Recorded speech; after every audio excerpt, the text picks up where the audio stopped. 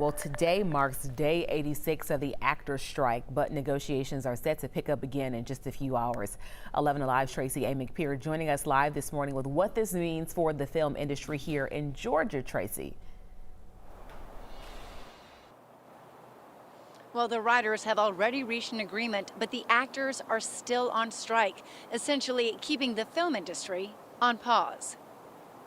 SAG-AFTRA Atlanta president Eric Goins is on the negotiating team for the Actors Union and spent 6 weeks in L.A. this summer trying to reach a deal with studio executives. Thousands of film and television performers have been out of work this whole time.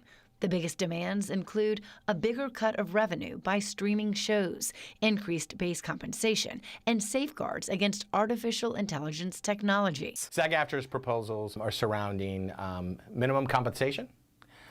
That includes a revenue sharing proposal, as well as AI, artificial intelligence, securities. In the meantime, actors like Steve Coulter, who's been in the movie business for more than 30 years, say they're ready to go back to work. A lot of people have been really hurting, especially crew, because they're at the mercy of the actors and the writers.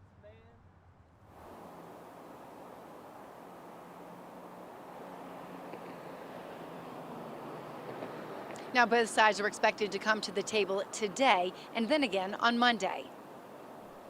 So, Tracy, it was a pretty big development here in the last 24 hours because Georgia state officials, they actually are reviewing our state's tax incentives for the film industry. So what do we think is at stake here with that now being on the table? Well, those tax incentives are credited with bringing most of the film industry here to Georgia, as well as bringing tens of thousands of jobs here to the state. Now, any changes would be recommended after the legislative session in 2024.